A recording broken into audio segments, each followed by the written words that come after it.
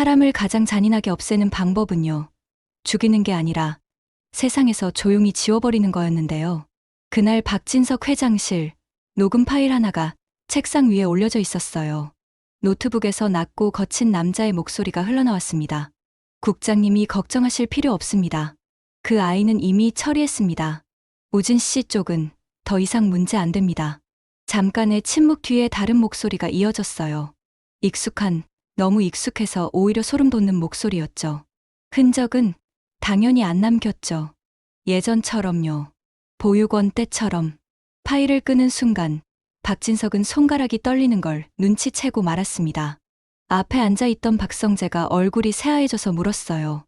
아버지, 이 목소리, 설마? 박진석이 눈을 감았다 뜨더니 낮게 말했어요. 그래, 너도 잘 아는 사람이다. 우리 집 안에서, 우리 회의실에서 20년 넘게 내 옆에 앉아있던 사람. 30초도 안 되는 그 파일 하나가 지금까지 모두가 믿어왔던 이야기들을 완전히 뒤집어버리는 순간이었어요.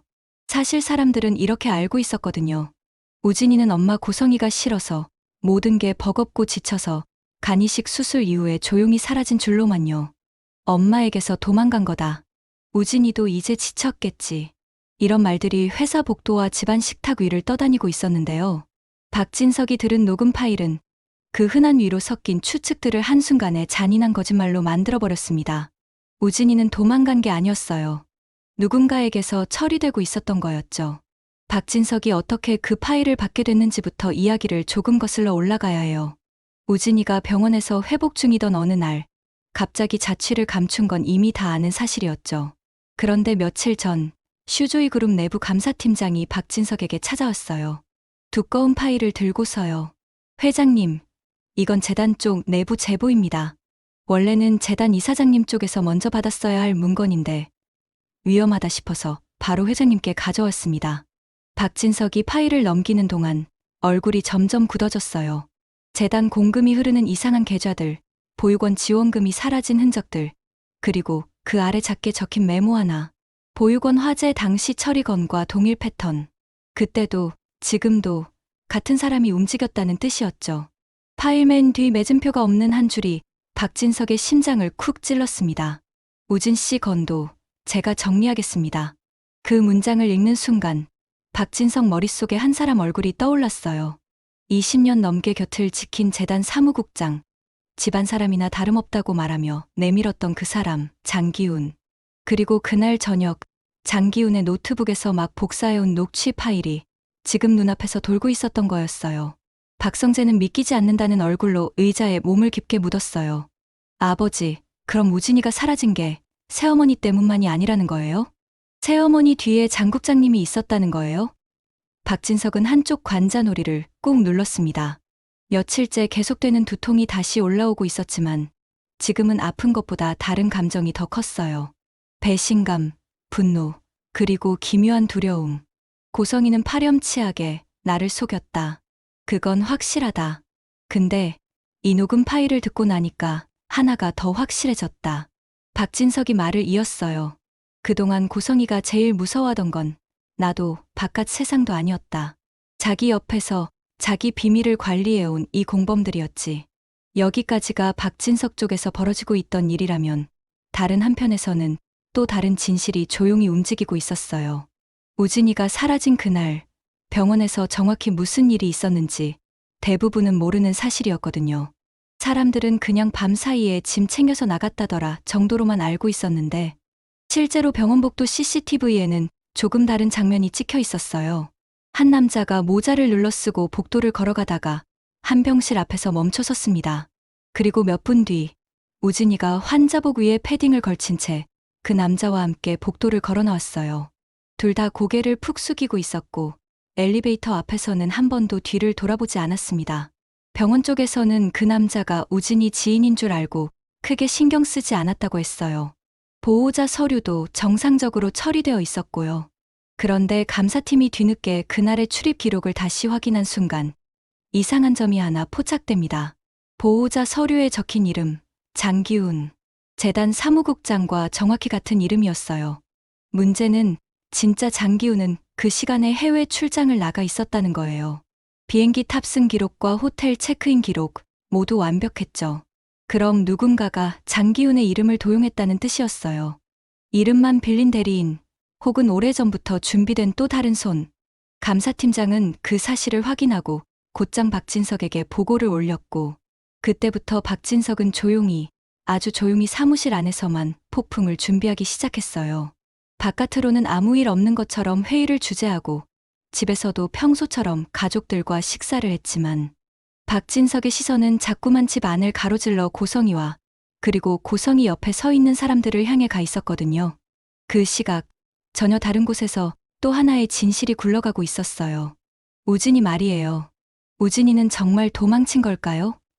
아니면 누군가에 의해 사라져야 했던 걸까요? 사실 둘 다였어요.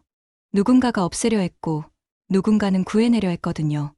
우진이가 있던 병원 근처 카페, 몇 주 전에 이지혁과 박성재가 마주 앉아 있었습니다. 이지혁은 거의 밤새운 얼굴이었어요. 성재야, 솔직히 말해줄까? 우진이 우리가 먼저 빼냈어. 박성재의 눈이 동그래졌어요. 뭐? 새어머니 눈을 피해 다른 병원으로 옮긴다는 말인 줄만 알았는데 그게 아니었다고? 이지혁은 커피를 한 모금 마시고 컵을 내려놓으며 말했어요. 처음엔 나도 그냥 엄마 강요해서 한 번이라도 숨 쉴 시간을 주고 싶었어. 근데 보육원 얘기 다시 파다가 이상한 흔적들이 계속 나오는 거야. 지원금이 끊기고 화재 이후에 사라진 서류들, 그리고 재단 사무국장 이름이 자꾸 걸려서 느낌이 안 좋았어. 아, 이 집은 애를 쓰러지게만 하는 집이 아니고 필요 없으면 조용히 치우는 집이구나 하는. 그 말에 박성재의 손이 잠깐 떨렸어요. 그래서 너희가 먼저 데려갔다는 거야? 이지혁이 고개를 끄덕였어요. 응, 은호랑 나, 그리고 우진이가 믿을 수 있는 몇 사람들 대신 아무한테도 말 안 했어. 특히 회장님이랑 너한테는 어설프게 알면 역으로 이용당할 것 같아서. 그래서 나한테도 안 말했어? 미안하다. 근데 그때 넌 아무것도 모르고 있었잖아. 그 말에 박성재는 아무 말도 못하고 한숨을 내쉬었어요. 그게 더 아팠습니다. 여기까지 내용을 다 아는 사람은 바로 지은호였어요. 우진이가 사라진 직후 우진이와 은호는 서로 약속했었거든요. 어느 쪽이든 살아남은 사람이 나머지 이야기를 끝까지 보자. 우진이는 온갖 감정이 뒤섞인 얼굴로 말했어요. 은호야, 엄마가 무섭다. 근데 엄마 뒤에 있는 사람들이 더 무서운 것 같다. 난 솔직히 엄마 하나만 싸우면 되는 줄 알았거든. 근데 엄마 뒤에 누가 또 있어. 엄마도 그 사람들 무서워하는 눈치야. 그래서 말이야, 나 여기서 사라져야 할 것 같아. 은호는 끝까지 붙잡고 싶었지만 결국 손을 놓아주고 말았습니다. 우진아, 대신 약속해. 어디서 살든 어떻게 살든 엄마가 아니라 우진이 내가 원하는 대로 살아. 제발. 그게 둘의 마지막 대화였어요. 문제는 진실이 이렇게 여러 갈래로 흩어져 있었다는 거죠. 박성재는 우진이가 엄마에게 이용당하다 지쳐서 떠났다고 믿고 있었고, 은호는 우진이를 살리기 위해 함께 사라지는 계획에 동의한 사람이었어요. 그리고 이지혁은 그 모든 조각을 엮어서 이 집은 아이들을 도구로 쓰고 버리는 집이라고 결론 내리고 있었고요. 지금 박진석 회장실에 울려 퍼진 녹음 파일은 이 각각의 진실을 하나의 방향으로 모으기 시작하는 기점이 된 거예요. 고성이의 진짜 적이 바깥의 누군가가 아니라 자기 옆에 서 있던 공범들이었다는 사실도 함께요. 녹음 파일이 끝나고 박진석은 한동안 아무 말도 하지 않았어요. 박성재는 아버지에게 우진이가 사라진 이유를 말해야 한다는 생각이 들었습니다. 아버지, 사실 우진이 새어머니 피해서 도망친 거 아닙니다. 지혁이랑 은호가 먼저 빼냈어요. 새어머니 뒤에 있는 사람이 뭔가 더 꾸미고 있는 것 같다고 해서요. 박진석의 눈이 가늘게 찢어졌습니다. 내 어머니 뒤에 있는 사람, 재단 쪽 장기훈 국장 얘기를 계속 들었습니다. 보육원 때부터 엄마 일을 도와온 사람이라고. 그 이름이 나오는 순간 박진석의 손등에 힘줄이 도드라졌어요. 그래, 그 자식 이름이 나올 줄 알았다. 여기서부터 이야기는 조금 속도가 빨라질 거예요. 왜냐하면 이제 서로가 서로 몰랐던 조각들이 한 방에 한 자리에 모이는 장면들이 이어질 테니까요. 박진석은 그날 밤 집에 돌아가서도 아무 말 하지 않았습니다. 오히려 평소보다 더 다정하게 고성이에게 말을 걸었고, 요즘 피곤해 보인다. 병원 한번 다녀오라는 말까지 할 정도였죠. 고성이는 그 말에 살짝 안도했어요. 역시 이 집에서 날 믿어주는 사람은 여보뿐이야. 그렇게 생각했겠죠. 모르고 있었으니까요. 그날 오후 자신 이름으로 된 비밀 계좌와 장기훈 사무국장이 관리한 재단, 자금 유용 내역들이 전부 박진석 손에 들어갔다는 사실을요. 모르고 있었으니까요. 병원에서 우진이를 빼돌리려 했던 날, 장기훈이 사용한 대리인의 얼굴이 이제 감사팀 손에 정확한 사진으로 들어와 있었다는 걸요.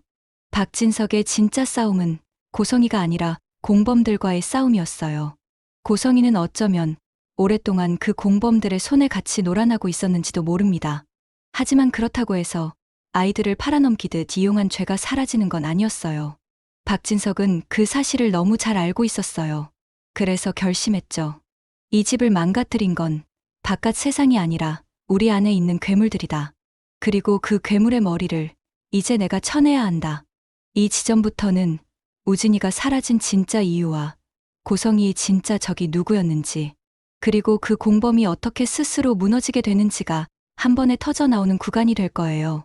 이 집 안의 모든 비밀이 안에서부터 썩기 시작했다는 걸 이제 막 알게 된 순간이니까요. 장기훈을 먼저 치울지 고성이를 먼저 마주할지 박진석은 오래 고민했습니다. 순서가 중요했거든요. 머리를 치지 않으면 꼬리가 다시 자라니까요. 그래서 박진석은 가장 먼저 아무도 모르는 시간에 장기훈을 회장실로 불렀습니다. 점심 직후 사람들의 졸음이 쏟아지는 시간대였는데요. 회장실 문이 열리고 늘 그렇듯 허리를 약간 굽힌 채 들어온 장기훈이 인사를 했습니다. 회장님, 찾으셨습니까? 박진석은 창가에 서서 도시 전경을 내려다보고 있다가 천천히 돌아섰습니다. 그래, 장 국장. 여기 앉지. 의자 하나를 가리키는 손짓이 평소보다 좀 더 느릿했고 목소리는 이상하리만큼 부드러웠습니다. 장기훈은 순간 아주 잠깐 가슴이 철렁했지만 곧바로 알아차리지 못한 척 자리에 앉았습니다. 늘 그래왔듯 몸은 괜찮으신지요? 라고 안부를 묻고 재단 일정은 문제 없습니다라고 보고하려 했죠.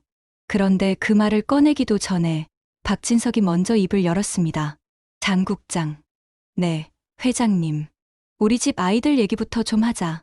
뜬금없는 말에 장기훈의 눈썹이 미세하게 올라갔습니다.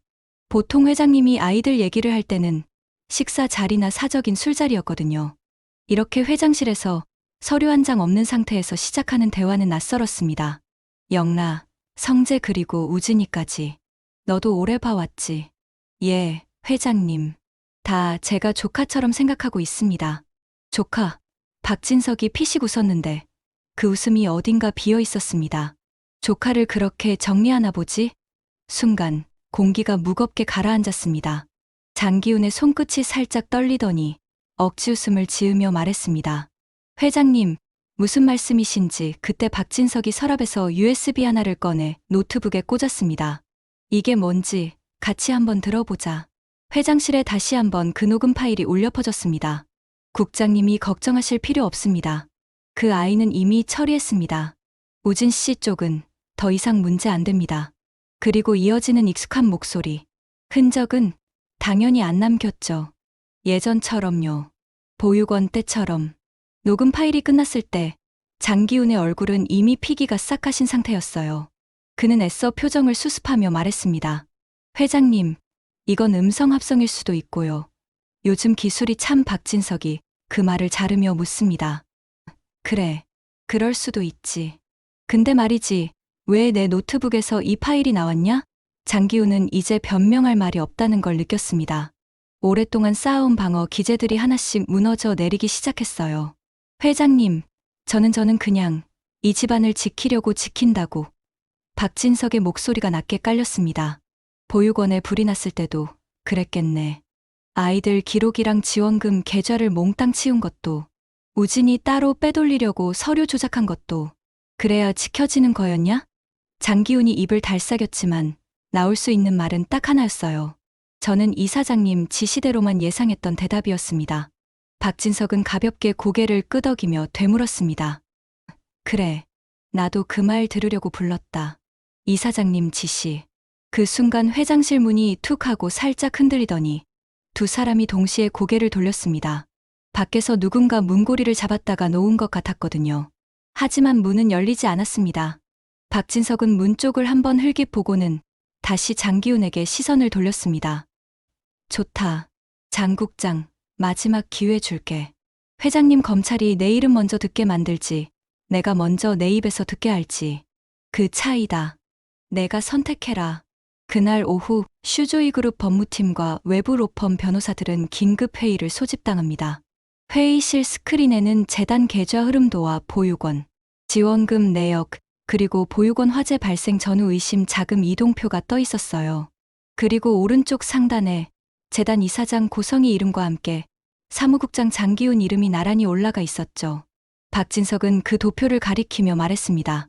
여기까지는 내부 문제다. 하지만 이 아래부터는 형사 문제고 사회적 책임 문제다. 슈조이 이름으로 덮지 않는다. 다만 순서는 내가 정한다. 공범을 먼저 처리하기 위한 움직임은 생각보다 빨랐습니다. 며칠 뒤 장기훈은 집으로 출근하듯 나왔다가 검찰 수사관들에게 바로 체포됩니다. 영장에는 횡령, 배임, 보조금 유용, 방화 공모 의혹까지 길게 적혀 있었고요. 회사 사람들은 충격에 빠졌지만 박진석은 오히려 더 담담했어요. 할 일 한 거다. 그 한마디뿐이었죠. 그리고 그날 밤 박진석은 마침내 두 번째 단계를 준비합니다. 이번엔 공범이 아니라 그 공범과 손을 잡아온 아내를 마주 볼 차례였거든요. 고성희는 장기훈 체포 소식을 뉴스가 아니라 재단 직원에게서 가장 먼저 들었습니다. 이게 무슨 소리야? 장 국장이 왜? 직원은 눈치를 보며 이사장님 성함도 잠깐 언급이라고 말했습니다. 그 순간 고성희는 몸 안에서 피가 싸늘해지는 느낌을 받았어요. 누가 어디까지 안 거지? 머릿속이 복잡해지자 본능적으로 움직인 곳은 집이었습니다. 박진석한테 먼저 가서 정리해야 해. 내가 말해야 해. 내가 먼저. 그렇게 생각하며 집에 도착해 안방 문을 열었는데요. 거기에는 우연이라고 하기엔 너무 정교한 실수가 하나 놓여 있었습니다. 서랍 위로 흘러나온 서류 뭉치, 그리고 그 위에 덮인 채 펼쳐진 페이지 한 장.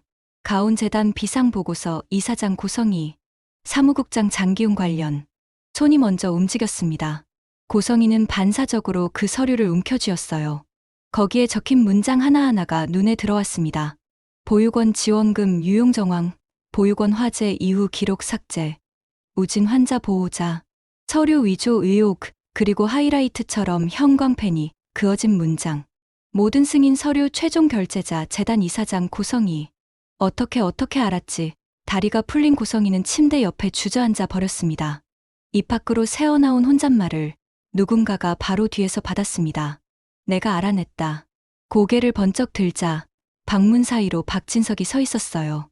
평소처럼 양복 상의를 걸친 채였지만 표정이 완전히 달랐습니다. 사랑도, 애정도, 실망도 사라진 얼굴. 딱 하나, 싸늘한 심판의 얼굴만 남아 있었어요. 여보, 그게 아니야. 이건 장국장은 이미 다 말했다. 박진석이 방 안으로 들어와 문을 닫았습니다. 보육원 때부터 내가 어떤 선택을 했는지, 그리고 그 선택이 얼마나 많은 아이들을 도구로 만들었는지. 고성희는 막무가내로 변명부터 쏟아냈습니다. 난 살려고 그랬어. 나한테도 선택지가 없었어. 이 집에서 버티려면 이렇게라도 선택지가 없어서. 박진석의 목소리가 낮게 깔렸습니다. 그래서 남의 아이를 버리고 다시 데려오고 그 아이들 간까지 팔아가면서 살아야 했냐? 팔다니. 난 내 자식을 살리려고 제발 거기서 그만해라. 박진석이 손을 들며 말을 잘랐습니다. 내가 제일 많이 쓰는 말, 살려고 그랬다. 근데 고성희, 넌 지금까지 한 번도 살리려고 한 적이 없다. 넌 너 자신만 살린 거다. 침묵이 흘렀습니다. 그때였어요.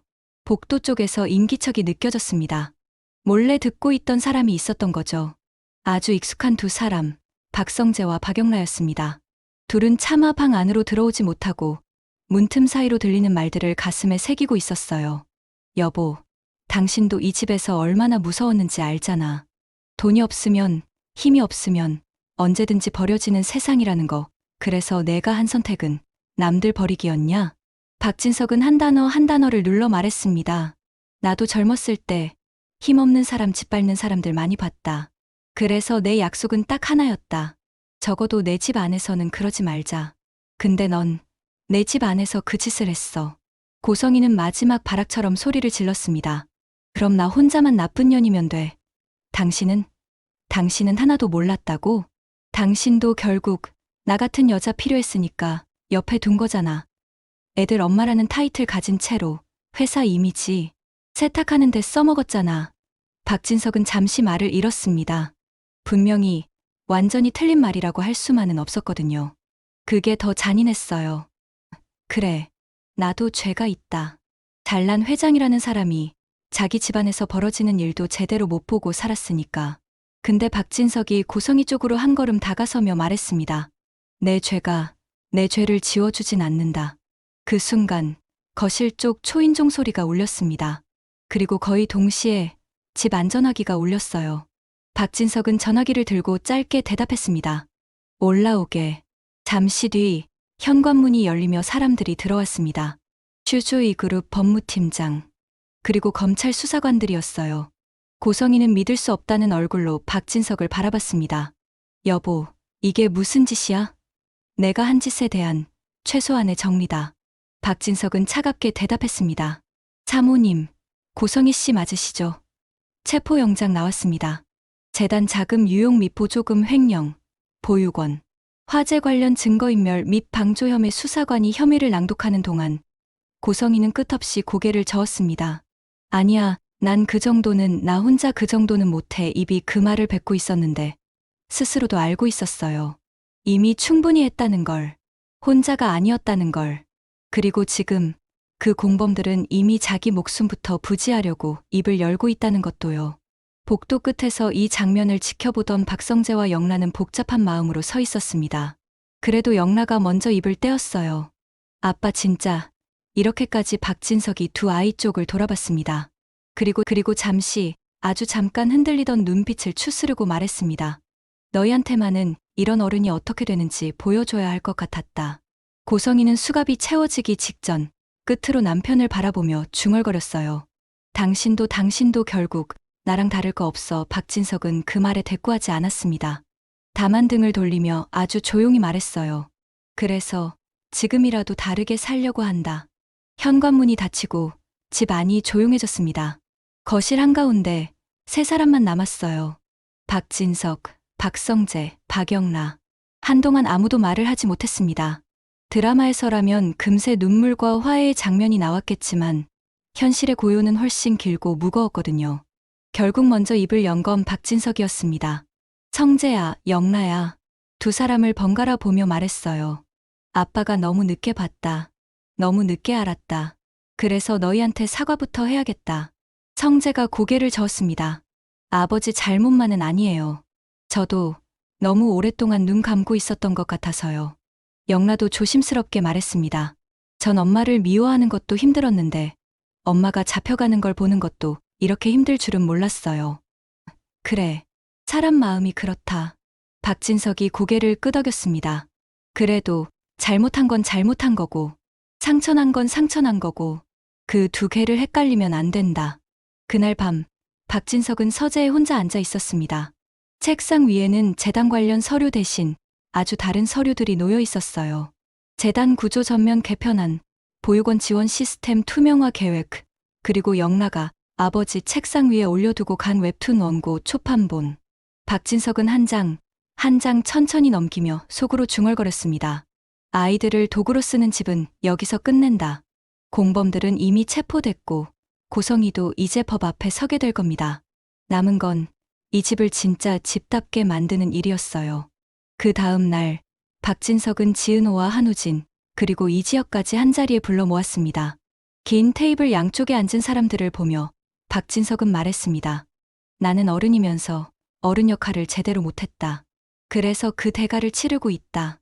근데 너희까지 내 실수 때문에 인생이 묶이는 건 용납 못하겠다. 우진이는 아직 완전히 치유되지 않은 눈빛으로 말했습니다. 아버지, 저 이제 엄마보다 저 자신이 더 중요해졌어요. 그래서 저도 여기서 제 삶을 다시 시작해 보겠습니다. 은호는 조용히 고개를 끄덕였습니다. 저도요. 엄마가 만든 지옥에서 벗어나려면 우리부터 다른 선택을 해야 할 것 같아서요. 이지혁은 심장 수술을 앞두고 있음에도 특유의 단단한 목소리로 말했습니다. 저도 이 집이 어떻게 무너지는지, 어떻게 다시 세워지는지 끝까지 지켜볼 겁니다. 그리고 필요한 건 제가 도와드릴게요. 공범들은 법정에서 싸우게 될 거고, 고성이 역시 자신이 부인해온 과거들과 끝없이 마주쳐야 하겠죠. 하지만 이 집 안에서는 다른 싸움이 막 시작되고 있었습니다.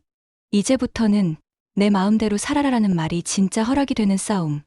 재벌가 자식답게가 아니라 그냥 자기답게 살 수 있는지 시험하는 싸움이요. 그리고 그 싸움의 첫 장면은 생각보다 소박하게 열릴지도 모릅니다.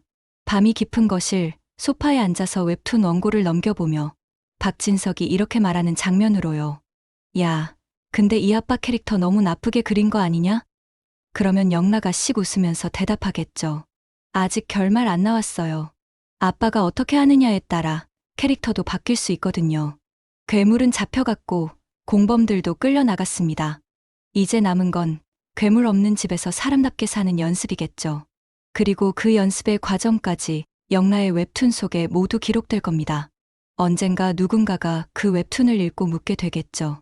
이거 혹시 실화냐고요? 그때 영라는 아마 이렇게 대답하지 않을까요? 실화 같지만 이제는 그냥 옛날 이야기예요. 중요한 건 그 뒤에 우리가 어떻게 살았는지니까요. 시청해 주셔서 감사합니다. 구독과 좋아요는 영상 제작에 큰 힘이 됩니다.